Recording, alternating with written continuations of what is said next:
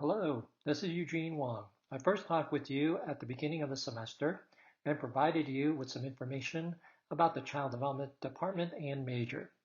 I hope you've been enjoying the presentations you've watched so far. In this presentation, I'll share some thoughts with you about school psychology and school counseling. I'm a licensed psychologist and I'm involved in psychoeducational evaluations for students who are struggling in school. These evaluations and associated consultation are very similar to what school psychologists do.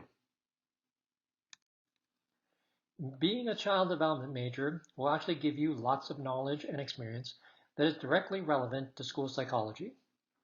Your coursework will focus on typical and atypical development in the 4 core developmental domains.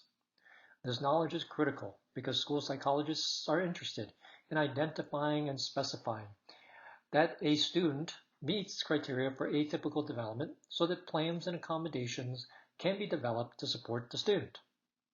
And when you do the child development coursework, there will be 2 classes that are especially relevant to school psychology.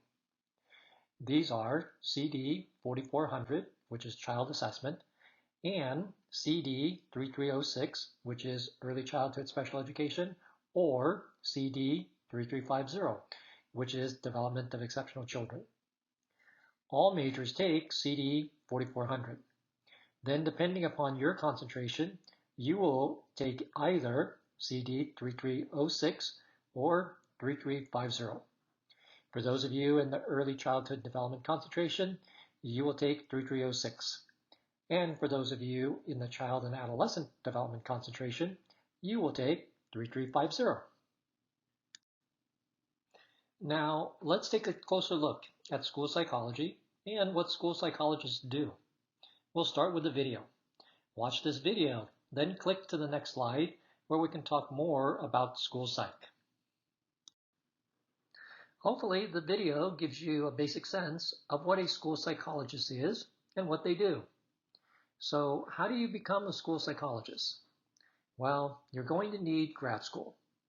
You have 2 ways of getting the necessary degree and credential to be licensed as a school psychologist.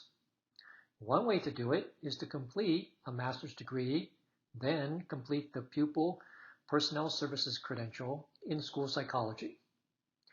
If you go this route, the master's has to be in psychology, educational psychology, or school psychology. First, you complete this master's degree. Then you apply to a school psychology credential program and complete it to receive the PPS credential. The alternative approach is to complete an EDS degree in school psych. This route basically combines the master's degree and PPS credential. With this route, you are attending one program that combines the graduate degree and credential. In general, either route will take you approximately 3 years. Now, you might remember me saying earlier that one of the classes in your major is a great preview of school psychology. That class is CD 4400. When you take 4400, if you find yourself loving the class, school psych may be for you. On the other hand, if 4400 just doesn't work for you, school psych is probably not for you as a career option. Now, a career option that is related to school psychology, but is not the same thing, is school counseling. So let's talk a little bit about school counselors.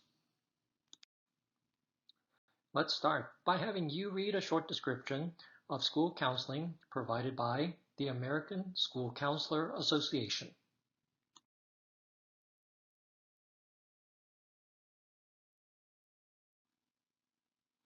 Now, here is a video in which a school counselor talks a little bit about her typical day.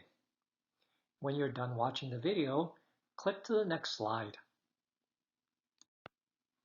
So, what does it take to become a school counselor? Well, your child development degree is an excellent start point because you'll be learning about children's development in the core developmental domains. But beyond your BA degree, you'll need to attend graduate school. Although the qualifications can vary a little bit from state to state, you'll generally need a master's in school counseling. And additionally, you'll need the school counseling PPS credential. This is the credential that allows you to work in the public K-12 setting. I hope this presentation has been helpful. Let's wrap things up with a few takeaways about school psychology and school counseling. Starting with school psychology. Keep in mind, these are the individuals who are trained to do testing and counseling. Depending upon their assignment in a school district, they may be doing one or the other, or both. However, in general, school psychologists have a very heavy testing load, and so they do relatively little or no counseling as part of their professional role. Also keep in mind, school psychologists tend to work with students who are experiencing challenges in school. Those challenges may be academic or some other school-related issue. Regardless of what the challenge might be, school psychologists have a focus on determining if a student meets criterion to receive accommodations. If so, school psychologists typically are involved in developing a plan that would provide those accommodations and support a student's educational experience. On the other hand, school counselors are trained to do counseling. Generally speaking, they're not involved with testing because their graduate training didn't involve that type of background.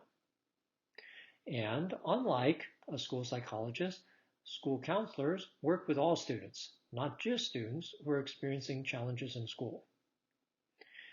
So for school counselors, as they work with individual students or groups of students, their focus is on enhancing each student's educational experience as much as possible. So for example, a school counselor may be working with one student to develop study skills that support how they're doing in school. For another student, the school counselor might be working with that student to figure out how to apply to college. Still, in other situations, a school counselor might be working with a group of students to address a particular school-related issue. Regardless, for both school psychologists and school counselors, there's lots of student contact that is designed to support the student's experience in school. Okay? If you have questions about either professional option, please feel free to reach out to me. I'm happy to talk with you about your interests and the process of applying to and being accepted into a graduate program. I hope you enjoyed the remainder of the presentations.